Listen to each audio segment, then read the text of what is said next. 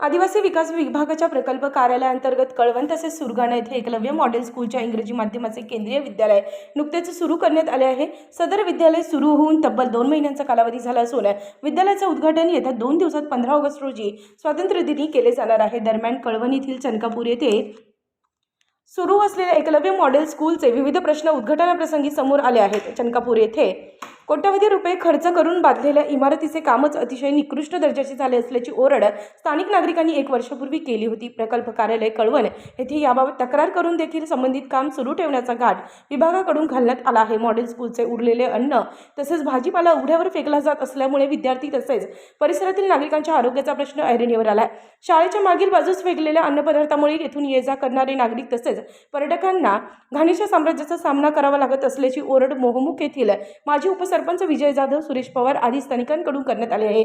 अद्यापही शाळेच्या एका इमारतीचे बांधकाम सुरू असून ते देखील सुमार दर्जाचे होत असल्याची ओरड स्थानिक नागरिक करत आहेत। तसेच येथील मुख्याध्यापक यांच्याही गैरकारभाराचे प्रश्न गेल्या 2 महिन्यात उपस्थित झाले आहे। या शाळेतील शालेय साहित्य खरेदी, विद्यार्थी गणवेश खरेदी यामध्ये देखील मोठा गैरव्यवहार झाल्याचं समजतंय। येथील मुख्याध्यापक सोनवणे हे निवासी राहत नसून नाशिकहून ये-जा करत असतात। तसेच त्यांच्या जाचाला कंटाळून परराज्यातून आलेले शिक्षकवृंद देखील मोठ्या मानसिक तणावात वावरत असल्याचे सांगितलं जात आहे। आदिवासी मुलांना खासगी इंग्रजी शाळांप्रमाणे भौतिक सुविधा आणि उच्च शिक्षण प्राप्त व्हावे अशा मोठ्या उदात्त हेतूने केंद्र शासनानं एकलव्य मॉडेल स्कूलसारखे महत्त्वाकांक्षी प्रकल्प सुरू केले आहेत। परंतु ढिम्म प्रशासन आणि पाट्या टाकणारे तक्रारी मुख्याध्यापक यामुळे असे प्रकल्प कितपत यशस्वी होतील याबाबत शंका उपस्थित केली जात आहे। आपल्यासोबत मोहमुख येथील माजी सरपंच विजय जाधव आहेत आणि तेथील स्थानिक आहेत। त्यांनी या केंद्रीय विद्यालयाच्या प्रश्नांना वाचा फोडली आहे। आपण प्रत्यक्ष जाणून घेऊया। विजू, काय स्थिती आहे या एकलव्य मॉडेल स्कूलची? नमस्कार, विजय जाधव, सरपंच।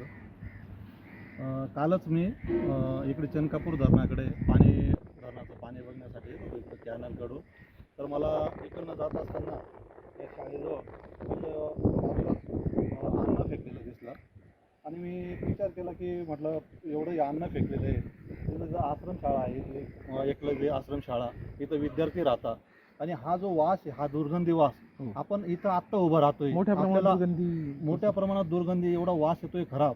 तर हाच वास, एवढं जे दुर्गंधी वातावरण तयार होतं, याचा इफेक्ट म्हणून, परिणाम म्हणून इथल्या लहान पोरांना होईल, बरोबर, आणि त्या लहान मुलं आजारी पडतील, तर मुलांचा जीव सुद्धा धोक्यात आहे। इथं त्यांना काही होऊ शकतं। ही जबाबदारी आहे इथल्या मुख्याध्यापकांची आहे, पण कदाचित त्या लोकांचं इथं दुर्लक्ष असेल, त्यांचं लक्ष दिलं जात नाही आणि ही जी गोष्ट ही फार दुर्दैवी आहे। ही वरिष्ठांनी याची दखल घ्यायला पाहिजे आणि संबंधितांवर कारवाई केली पाहिजे। काल परवाच 15 ऑगस्टला इथं राज्यमंत्री आणि केंद्रीय मंत्री यांच्या हस्ते जर उद्घाटन होत असेल, ते येत असताना अशी जर अवस्था असेल तर हे फार दुर्दैवी इथल्या शाळेचं।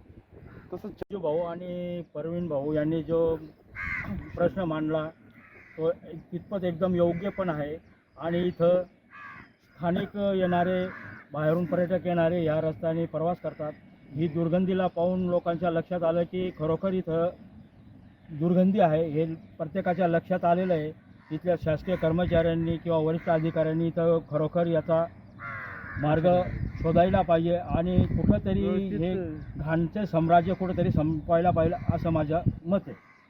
आमचं तर हेच म्हणणं आहे की ही जी घाण आहे इथं या एवढ्या परिसरात दुर्गंधी पसरते, ते पसरायला नको पाहिजे, त्याची काहीतरी विल्हेवाट व्यवस्थित लावायला पाहिजे आणि जेणेकरून या घाणीपासून कोणाला आजार, रोगराई पसरणार नाही याची काळजी शाळेच्या मुख्याध्यापकाने आणि कर्मचाऱ्यांनी घ्यायला पाहिजे, एवढंच बोलतो। उत्तर महाराष्ट्र न्यूज नेटवर्कसाठी कॅमेरामॅन खुशाल देवरेसह प्रतिनिधी चेतन हिरे, कळवण।